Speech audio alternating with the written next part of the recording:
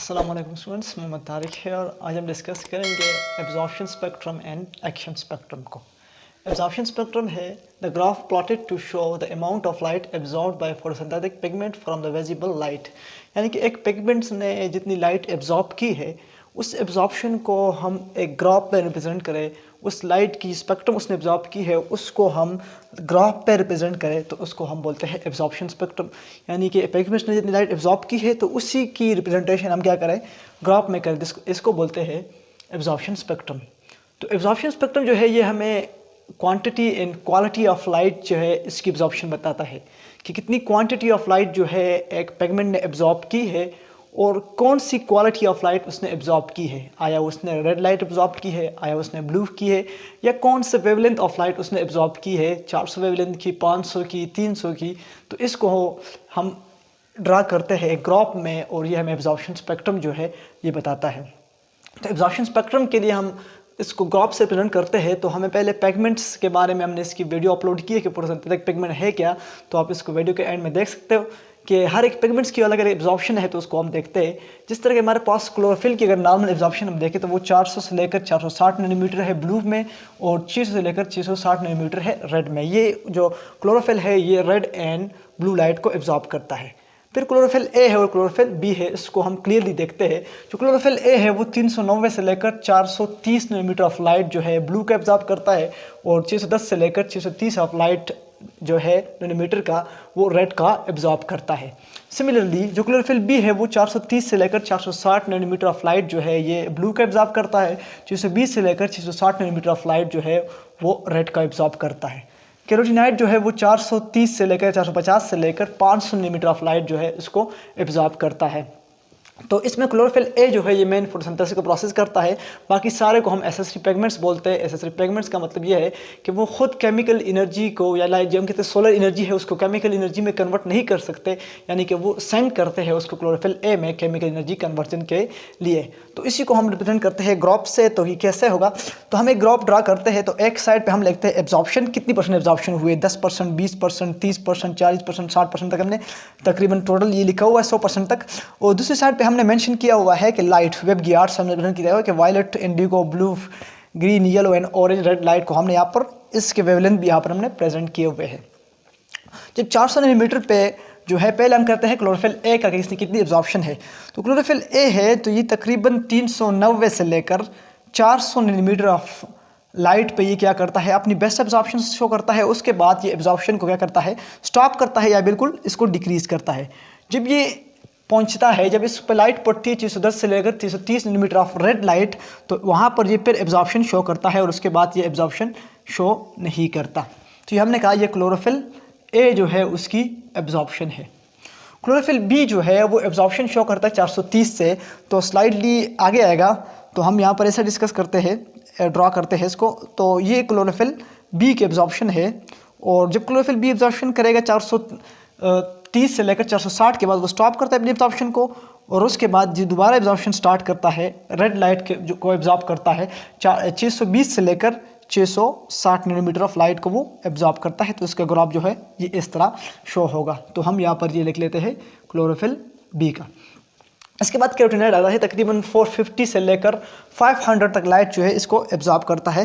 तो कैरोटीनाइट के लिए हम इसको यू ऐसे करेंगे, स्लाइडली आगे, और इसके बाद जो कैरोटीनाइट है वो अपने एब्जॉर्प्शन को शो नहीं करता, यानी कि रेड लाइट को कैरोटीनाइट जो है ये एब्जॉर्ब नहीं करता।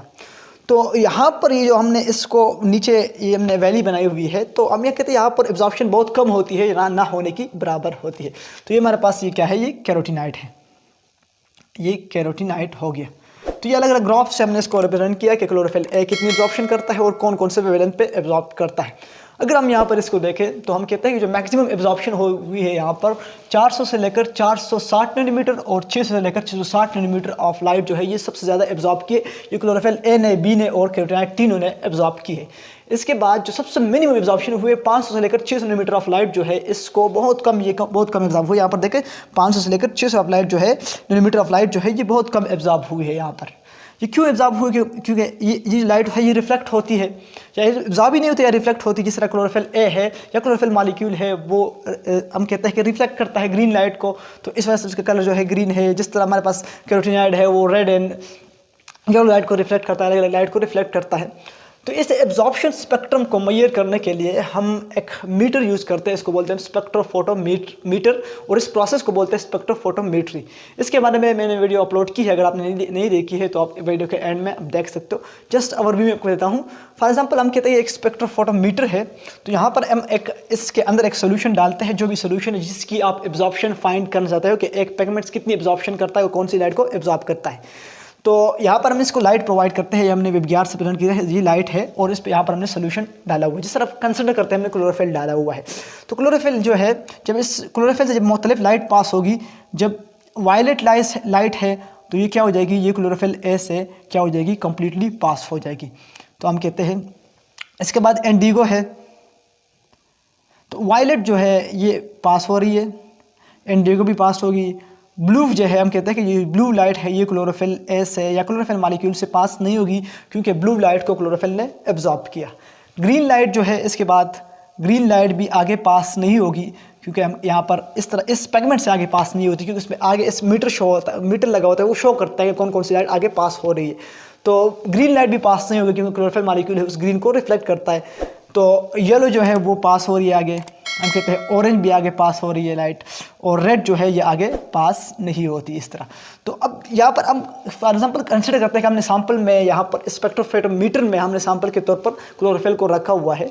तो इसी जो लाइट यहाँ आगे पास हो रही है, तो इसकी एब्जॉर्प्शन से, तो हम कहते हैं कि इसकी एब्जॉर्प्शन से और इसकी रिफ्लेक्शन से, जो लाइट आगे पास हुई है, कोई जो नहीं पास हुई, तो उससे हम पता लगाते हैं कि ये कौन सा पिगमेंट्स इसमें मौजूद है। अब तो डिजिटल है, तो इसमें डिजिटल में हमें ये बताता है कि इसमें कौन कौन सी वेवलेंथ ऑफ लाइट आगे पास हुई है। फॉर एग्जांपल क्लोरोफिल मॉलिक्यूल हम कहते हैं कि 390 से लेकर 460 नैनोमीटर ऑफ लाइट जो है ये इसने एब्जॉर्ब की है, 600 से लेकर 660 नैनोमीटर ऑफ लाइट एब्जॉर्ब की है, बाकी इससे पास हुई है। ग्रीन लाइट वाला जो वेवलेंथ है इससे रिफ्लेक्ट हुआ है, तो इससे हम इसको फाइंड कर सकते हैं। तो यहाँ ये हमने एब्जॉर्प्शन स्पेक्ट्रम के बारे में डिस्कस किया। दूसरा हमारे पास है एक्शन स्पेक्ट्रम। एक्शन स्पेक्ट्रम का मतलब ये है कि ये हम एक ग्राफ से हम इसको रिप्रेजेंट करते हैं। एक्शन स्पेक्ट्रम का मतलब ये है कि वो लाइट जो फोटोसिंथेसिस प्रोसेस के लिए एक्चुअली यूज़ हो, यानी कि वो लाइट ने कुछ एक्शन परफॉर्म किया हो। तो इसको हम यू डिफाइन करते हैं, the graph plotted to show effectiveness of light which is effective for photosynthesis. ये इफेक्टिवनेस को शो करता है कि कौन सी लाइट जो है वो इफेक्टिव है फोटोसिंथेसिस के लिए और कौन सी लाइट जो है वो इफेक्टिव नहीं है। तो इसी को हम, तो ये इसका रिप्रेजेंटेशन ये होगा कि जो सारी लाइट इसमें हम इंक्लूड करेंगे एसिस्टिव पिगमेंट जो लाइट को एब्जॉर्ब करता है और जो क्लोरोफिल ए मॉलिक्यूल को वो बेचता है, तो उससे भी फोटोसिंथेसिस का प्रोसेस जो है वो परफॉर्म होता है, तो उसको भी हमने यहाँ पर इसको इंक्लूड करना है। तो इसका ग्राफ हम यू ड्रा करेंगे। तो फॉर एग्जांपल हम ड्रा करते हैं, तो ऐसा कुछ यू इसका ग्राफ जो है ड्रा होगा। तकरीबन 390 से लेकर 460 नैनोमीटर ऑफ में मैक्सिमम एब्जॉर्प्शन है, आगे एब्जॉर्प्शन कम होती है, फिर 600 से लेकर 660 नैनोमीटर ऑफ लाइट पे जो है एब्जॉर्प्शन ज़्यादा होती है। तो अब ये जो ग्राफ है ये इससे थोड़ा सा मुख्तलिफ है। तो क्यों मुख्तलिफ है, तो ये जो ग्राफ है ये हम मेनली ड्रा करते हैं क्लोरोफिल ए के लिए, क्योंकि इसका जो ग्राफ है जिस क्लोरोफिल ए के लिए ड्रा होता है। तो अब यहाँ पर देखें, यहाँ पर तो इस ग्राफ में और इस ग्राफ में डिफरेंसेस है। क्यों? अब यहाँ पर हम देखें इसकी जो पीक्स है, ये जो पीक्स है, ये हम पीक जो यहाँ पर बन रहे हैं ये हमें ब्रॉड बन रहे हैं, यानी कि बहुत कोले बन रहे हैं। और यहाँ पर जो हर एक अलग अलग पीक्स जो हम देखें ये हमारे पास क्या बन रहे हैं, नैरो बन रहे हैं। इसमें क्या डिफरेंस है? क्योंकि यहाँ पर देखिए हर एक लाइट ने, हर एक पिगमेंट ने अलग अलग लाइट को एब्जॉर्ब किया है। तो उस लाइट को जब इसने क्लोरोफिल बी ने किटोनाइड एब्जॉर्ब किया तो उसने क्लोरोफिल ए को आगे सेंड किया है। तो इस सारी लाइट से यहाँ पर क्या हुआ है, फोटोसिंथेसिस का प्रोसेस जो है परफॉर्म हुआ है। तो हम कहते हैं कि यहाँ से लेकर यहाँ तक सारी लाइट जो है इससे फोटोसिंथेसिस का प्रोसेस जो है परफॉर्म हुआ है, चाहे जिसने भी एब्जॉर्ब किया है। तो यहाँ पर इसको हम जो इसकी जो पीक्स है हम इसको थोड़ा ब्रॉड ड्रा करते हैं, क्योंकि सब लाइट से एब्जॉर्प्शन हुआ है। सिमिलरली ये प्रोसेस इसी तरह क्लोरोफिल ए और बी दोनों ने लाइट एब्जॉर्ब की है, तो कलेक्टिवली उससे क्या हुआ है, फोटोसिंथेसिस का प्रोसेस जो है परफॉर्म हुआ है। तो इसको हम एक्शन स्पेक्ट्रम से यहाँ पर ड्रा करते हैं। तो इसके जो वैली बनते हैं यहाँ इस दोनों दरम्यान वाली जगह को हम बोलते हैं वैली। ये जो वैली है यहाँ पर जो वैली बनते हैं हम कहते हैं डीप बन रहे हैं। डीप का मतलब ये है कि बहुत कम फोटोसिंथेसिस का प्रोसेस यहाँ पर होता है या ना होने के बराबर होता है, तो इसलिए हमें जो ग्राफ है नीचे जाता है। लेकिन जब कलेक्टिवली थोड़ा सा फोटोसिंथेसिस का प्रोसेस जाए, थोड़ा सा एब्जॉर्प्शन इसने किया, क्लोरोफिल ए ने किया, थोड़ा सा बी ने किया, और थोड़ा सा एब्जॉर्प्शन जो है वो कैरोटीनॉइड ने किया, तो कलेक्टिवली जब इसकी एब्जॉर्प्शन हम देखते हैं तो एक हम कहते हैं कि एनफ सा जो एक्शन है यहाँ पर जो है हुआ है, तो एनफ फोटोसिंथेसिस का प्रोसेस यहाँ पर परफॉर्म हुआ है। तो इस यहाँ पर हम वैली देखते हैं, कहते हैं ये हमारे पास ये जो वैली है ये हमारे पास लेस डीप है। तो आप देख सकते हो क्लियरली डिफरेंसेस है एब्जॉर्प्शन स्पेक्ट्रम के ग्राफ में और एक्शन स्पेक्ट्रम के ग्राफ में। जो डिफरेंसेस आ रहे हैं तो हम कहते हैं कि हर एक जो पिगमेंट्स है उसकी अलग अलग एब्जॉर्प्शन है, और फिर हर एक पिगमेंट्स जो है वो जब एब्जॉर्प्शन करता है तो उससे आगे एक्शन स्पेक्ट्रम जो है वो परफॉर्म होता है। तो हम कहते हैं कि फोटोसिंथेसिस का प्रोसेस जो है वो परफॉर्म होता है। अब एक्शन स्पेक्ट्रम को मेजर करने के लिए हम जो प्रोसेस यूज़ करते हैं तो वो हम इसकी ऑक्सीजन की कंसंट्रेशन से इसको फाइंड करते हैं। तो उसके लिए जो एक्सपेरिमेंट परफॉर्म किया है, एमर्सन ने एक्सपेरिमेंट परफॉर्म किया है, उसको बोलते हैं एमर्सन एक्सपेरिमेंट। इससे पहले आपने ये बात रखनी है कि यहाँ पर जो रेड एंड ब्लू लाइट जो है वो फोटोसिंथेसिस के लिए सबसे इफेक्टिव है, और लेस इफेक्टिव सबसे कम इफेक्टिव जो लाइट है फोटोसिंथेसिस प्रोसेस के लिए वो हमारे पास जो ग्रीन लाइट है इस ग्राफ से हमें पता लगता है। तो अब हम पढ़ते हैं एमर्सन एक्सपेरिमेंट को।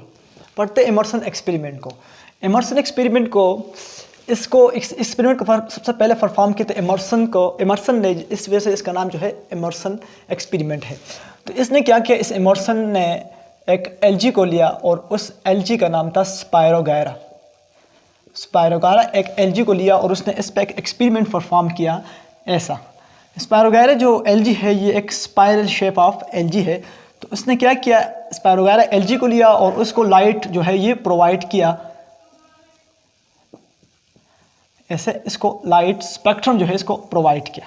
जो इसने लाइट इसको प्रोवाइड किया तो इसने इस तरह नोट किया कि इसने कहा जो ब्लू और रेड वाला रीजन था वहाँ पर हमारे पास जब फोटोसिंथेसिस का प्रोसेस होगा तो उसमें ऑक्सीजन प्रोड्यूस होगा। तो उसने देखा कि यहाँ पर जो ऑक्सीजन है ये प्रोड्यूस हुआ था, ज़्यादा ऑक्सीजन कहाँ पे प्रोड्यूस हुआ था, वो ब्लू एंड रेड रीजन पे, क्योंकि इस पर ज़्यादा फोटोसिंथेसिस का प्रोसेस होता है। और इसके साथ साथ यहाँ पर इसने नोट किया कि वहाँ पर एरोबिक जो बैक्टीरिया थे वो बहुत ज़्यादा थे। एरोबिक बैक्टीरिया क्या थे, वो बहुत ज़्यादा थे। तो यहाँ पर भी बैक्टीरिया थे लेकिन बहुत कम थे। तो इसने इस ग्राफ के फॉर्म में यू रिप्रेजेंट किया और कुछ यू कहा। इसने कहा कि ये हमारे पास ये रेड रीजन, ब्लू रीजन है और ये वाला रेड रीजन है। ब्लू रीजन में बहुत सारे एरोबिक बैक्टीरिया मौजूद है जबकि इसमें कम है, और रेड रीजन में बहुत सारे जो है बैक्टीरिया मौजूद है। तो इसने ये कहा इस एमर्सन ने कि ये जो ब्लू और रेड लाइट है ये बहुत ज़्यादा इफेक्टिव है फोटोसिंथेसिस प्रोसेस के लिए। इस वजह से तो यहाँ पर ज़्यादा फोटोसिंथेसिस का प्रोसेस परफॉर्म हुआ है और यहाँ पर ज़्यादा एरोबिक बैक्टीरिया मौजूद है। बाकी जो रीजन है violet, indigo, green, yellow, orange, ये जो लाइट है ये फोटोसिंथेसिस के लिए इतने इफेक्टिव नहीं है। तो इस वजह से यहाँ पर जो एरोबिक बैक्टीरिया भी कम है और यहाँ पर ऑक्सीजन की कंसंट्रेशन है वो भी कम है। तो इसने इस एक्सपेरिमेंट को परफॉर्म किया। अगर हम एक्शन स्पेक्ट्रम को फाइंड करना चाहते हैं तो हम ऑक्सीजन की कंसंट्रेशन से इसको फाइंड कर सकते हैं।